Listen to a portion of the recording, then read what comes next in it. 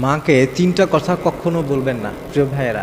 অনেকেই আছে বাবা মাকে নানানভাবে নানান কথা শোনায়, কিন্তু মনে রাখবেন বাবাকে মাকে বিশেষ করে তিনটা কথা কখনো বলা যাবে না। এর মধ্যে এক নম্বর হচ্ছে, যদি মা আপনাকে একটু উপদেশ দেয়, অনেক সময় সন্তান যদি একটু উল্টাপাল্টা করে বা সন্তানের কোনো কাজ দেখে যদি ভালো মনে না হয়, বাবা মা অনেক সময় নসিহত করেন, উপদেশ দেন। কিন্তু অনেক সন্তান আছে ওই নসিহত যখন মা করেন, তার মা এসে তাকে যখন ভালো কিছু কথা বলতে চান, অনেক সন্তানরা বলে যে চুপ থাকো, তো এত বেশি নসিহত করো না, এত বেশি কথা বলো না। এই ধরনের আচরণ যারা করেন, আপনি মনে রাখবেন আপনি যাকে কথা বলতে নিষেধ করছেন সেই মানুষটাই আপনাকে কথা শিখিয়েছে।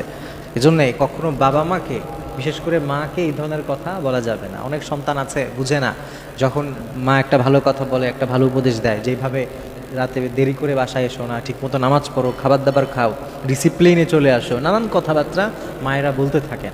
কারণ মনে রাখবেন, একজন মা, একটা গবেষণায় দেখা গেছে প্রতি 18 সেকেন্ডে একবার করে তার সন্তানের কথা মনে করে। তার মানে 1 মিনিটে কয়েকবার। তো ওই মা হাঁটতে চলতে সন্তানকে নিয়ে নানান রকম টেনশন পেরেশানি তাকে ঘিরে ধরে। এই জন্য যখনই সন্তানকে কাছে পায়, নানা ধরনের ভালো কথা উপদেশ সে দিতে থাকে, যাতে করে তার সন্তানটা ভালো পথে চলে। কিন্তু অনেক সন্তান আছে না বুঝে মাকে বলে যে এত বেশি কথা বলো না, এই ধরনের কথা বলা যাবে না। 2 নম্বরে, অনেক সন্তান আছে বাবা মা যখন তাকে কিছু বলতে চায়, দেখবেন বিশেষ করে যে বাবা মা একটু গরিব শ্রেণীর বা যাদের একটু আর্থিক দৈন্যতা আছে, অনেক সন্তান বলে যে জন্ম দিয়েছো ঠিকই, কিন্তু কি করেছো তুমি আমার জন্য? আমার জন্য তো কিছুই করো না। তো যেই সন্তানেরা মাকেই কথা বলে, বাবাকেই কথা বলে যে আমার জন্য তুমি কি করেছো, মনে রাখবেন যে তার কারণে আজকে আপনার অস্তিত্ব, যার কারণে আপনার অস্তিত্ব, যার কারণে আপনি দুনিয়ার আলো বাতাস দেখতে পান, যার কারণে কথা বলতে পারছেন, আপনি তাকে কি করে এই কথা বলেন যে আমার জন্য তুমি কি করেছো? একজন সন্তানের জন্যে মায়ের চাইতে, বাবার চাইতে বড় আর পৃথিবীতে কিচ্ছু নাই আল্লাহ তাআলা আর এবং রাসূলের পরে। এজন্যে মাকে কিংবা বাবাকে কোনো কথা বলতে গেলে সাবধানে কথা বলতে হবে।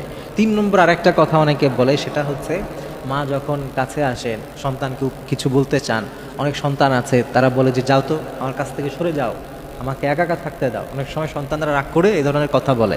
আপনি মনে রাখবেন যে আপনি আপনার মাকে আপনার ঘর থেকে সরে যেতে বলছেন, দূরে যেতে বলছেন। যেদিন আপনার মা হারিয়ে যাবে, যেদিন আপনার মা দূরে চলে যাবে, সেদিন আসলে আপনি বুঝবেন যে আপনি কি হারিয়েছেন।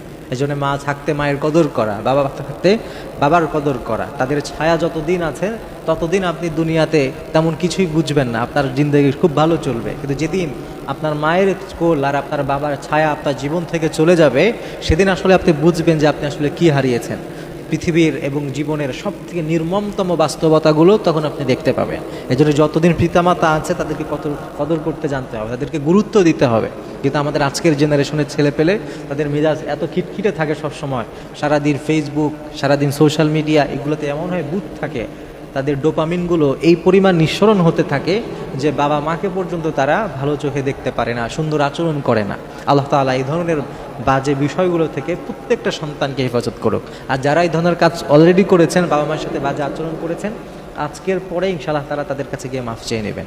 মনে রাখবেন, বাবা মা যদি আপনার কারো মনে, আপনার বাবা মায়ের মনে আপনাদের প্রতি সামান্যতম একটু কষ্ট থাকে, এই এক টুকরা কষ্ট আপনার দুনিয়া আখিরাত ধ্বংস করার জন্য যথেষ্ট হয়ে যাবে। এই জন্য আল্লাহ তাআলা এই ব্যাপারগুলো আমাদেরকে ভালো মতো বোঝার তৌফিক দিন।